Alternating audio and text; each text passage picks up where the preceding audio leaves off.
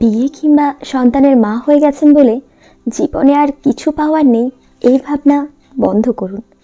Basically জীবন শুরু হয় 30-এর পর থেকে। তখন হয়তো দু একটা সাদা চুল মাঝে মাঝেই উকি দেয়, চোখের কোণে ডার্ক সার্কেল পড়তে শুরু করে, চামড়া কুঁচকে না গেলেও আগের মতো সেই উজ্জ্বলতা আর থাকে না ঠিকই, কিন্তু বয়স আর অভিজ্ঞতা মিলেমিশে চেহারায় যে দৃঢ়তার ছাপ আসে, চোখে মুখে ব্যক্তিত্বের যে ছায়া দেখা যায়, মেয়েদের ওই রূপেই সবচেয়ে বেশি ফুটফুটে লাগে। উচ্ছ্বাসের বয়সের সৌন্দর্যের চেয়েও ধীর স্থির বুদ্ধিদীপ্ত চোখ মুখ, কর্মক্লান্ত চেহারা, দায়িত্ব কর্তব্য মলিন হওয়া হাতটা সৌন্দর্য একটু অন্যরকম, কারণ মেয়েরা তখন নারী হয়ে ওঠে। আমাকে কে দেখবে, কার জন্য সাজবো, এই মনোভাব বাদ দিন। মাসে 2-1বার শখে নেল পালিশ পরুন, ধূসর ঠোঁটে বাইরে না বেরিয়ে পছন্দের লিপস্টিক লাগান, মাঝে মাঝে পার্লার ট্রিটমেন্ট করুন আপনার সাধ্যের মধ্যেই। দিন শেষে কালি পড়া চোখটায় হালকা করে কাজল দিন, আলগা খোপা করুন। অকেশন ছাড়াও একার দিন পাট ভাঙা শাড়িটা পরুন না, ক্ষতি কী? অত হিসেব করে জীবন হয়?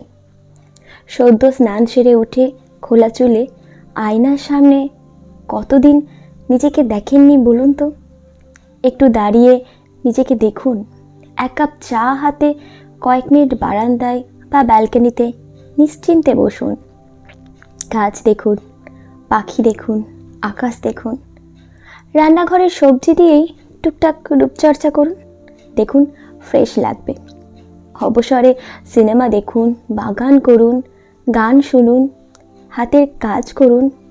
প্রফেশনালি কিছু করার ইচ্ছে পরিকল্পনা হয়তো ছিল, কিন্তু শেখা হয়ে ওঠেনি। আজই শুরু করে দিন, দেখবেন আগের মতোই কনফিডেন্স ফিরে পাচ্ছেন। সবসময় স্বামী ছেলে মেয়ের পছন্দসই রান্না না করে সপ্তাহে অন্তত একটা দিন নিজের পছন্দের রান্নাগুলো করুন। বিকেলে বাড়ির এক্সট্রা কাজকর্ম বাদ দিয়ে 2-1 দিন কাছে পিঠে হেঁটে আসুন। একা হলে একাই সই। বাজারে শুধুমাত্র সবজি কিংবা মাছ কেনার জন্য না গিয়ে মাঝে মধ্যে আইসক্রিম পাপড়ি চাট খেতেও যান।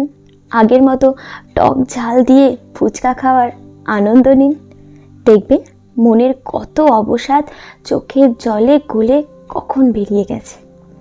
বাজার করার পয়সা থেকে জমান 2-5 টাকার হাত খরচা কিংবা স্বামীর দেওয়া সামান্য হাত খরচাটাও সংসারের অধীনে অসময়ে কাজে লাগবে ভেবে সবটাই ভারে না জমিয়ে রেখে কিছু কিছু নিজের জন্যও খরচ করুন। একটা টিপের পাতা, একটা কাজল, একটা ছোট্ট ক্লিপ, একটা সামান্য লিপস্টিক মেয়েদের কত খুশি করে দিতে পারে বলুন তো? এইটুকু তো জীবন, আফসোস করে কাটিয়ে দিলে আর কবে বাঁচবেন? নিজের ভালো লাগাগুলোকে গুরুত্ব দিন। জীবনের প্রত্যেকটা ধাপের আলাদা সৌন্দর্য আছে, আলাদা গুরুত্ব আছে। কি পেলাম না এটা ভাবনা সরিয়ে রেখে যতটুকু পেয়েছেন তার আস্বাদ সম্পূর্ণ নেওয়ার চেষ্টা করুন, দেখবেন ভালো লাগছে, অদ্ভুত একটা শান্তি পাচ্ছেন। 24 ঘন্টার মধ্যে নিজের জন্য একটু সময় অন্তত দিন, দেখবেন সংসারের বোঝাটা পিঠ থেকে অল্প হলেও নেমে গেছে।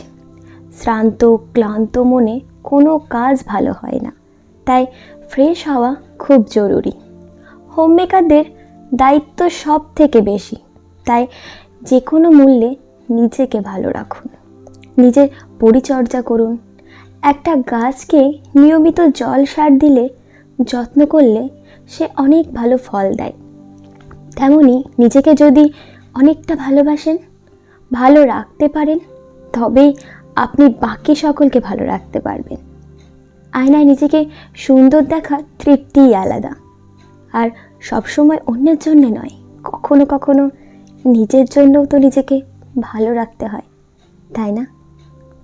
ধন্যবাদ।